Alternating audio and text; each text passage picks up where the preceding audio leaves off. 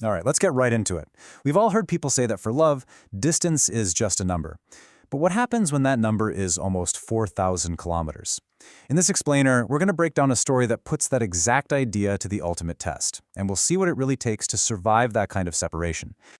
And this line, this right here, really sets the stage for everything that follows. It's a tough pill to swallow, isn't it? It goes against every fairy tale we've ever heard. It suggests that love isn't just a magical feeling. It's more like an engine. And sometimes the road ahead is just too rough for that engine to carry you all the way. That's the real tension we're going to unpack. And here's that rough road put into a single number, 3,900 kilometers. That's the distance between Sydney and Perth. Now, this isn't just a number on a map. In a relationship, a number like this becomes a character in the story. It's a constant, nagging presence that represents every missed anniversary, every call that drops, and all that physical space that, over time, can really start to feel like emotional space. So let's kick things off at the very beginning. Every long-distance journey starts with a dose of hope, right? And Act 1 is all about that initial promise. This is the foundation they build before the harsh reality of being apart every single day really sets in. So let's meet our couple. You've got Emily and Sydney already feeling the weight of what's coming, asking the one question on everyone's mind: does this stuff actually work? Then, on the other side of the country, you have Daniel. He's starting this exciting new life, and he makes that heartfelt promise: I won't disappear. You see this a lot. One person is worried about the logistics, the other is focused on sheer commitment. And this is how Daniel replies. Now, this sounds super romantic, but, it's also kind of a trap. He's basically saying that success isn't about luck or compatibility, it's all about willpower. And that puts this huge pressure on them.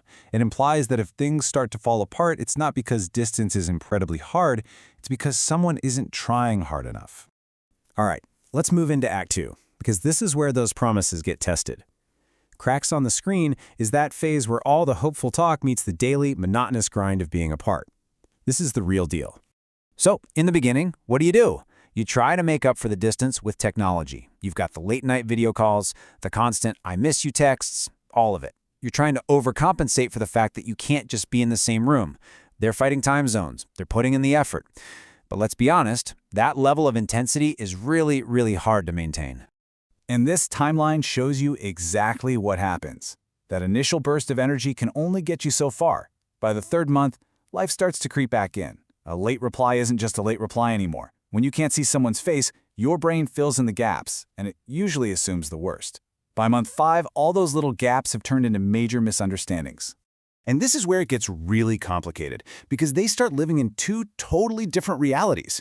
From Emily's perspective, Daniel has changed. From Daniel's perspective, everything has changed. His job, his city, all the new pressures. What he sees as necessary busyness, she experiences as him pulling away.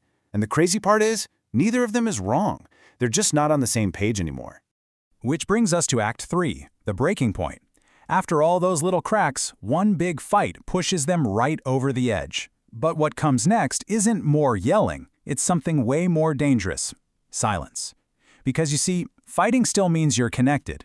Silence, well, that's just the absence of a connection altogether. And this table lays it all out perfectly. Emily feels alone, Daniel feels pressured. They're two sides of the exact same coin. They're both getting crushed by the situation, but they've started blaming each other.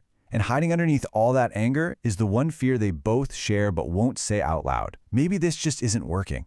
The distance is the real enemy, but they've turned on each other instead. So Daniel asks the question everyone in this situation dreads. It's so loaded, right? It's this last-ditch effort to get some clarity. But when Emily doesn't answer right away, it's not necessarily a yes. It could be that she's just exhausted or confused or scared. But in a long-distance relationship, silence is almost always heard as the worst possible answer. And for 2 weeks, nothing. This is where the real damage happens. When there's no communication, your mind just runs wild with worst-case scenarios. All the doubts and fears have room to grow, and those 3,900 kilometers suddenly feel infinite. But just when you think it's all over, the story takes a sharp turn. In Act 4, we see what happens when words have completely failed. The only option left isn't to talk more, but to do something. One big action that's impossible to ignore.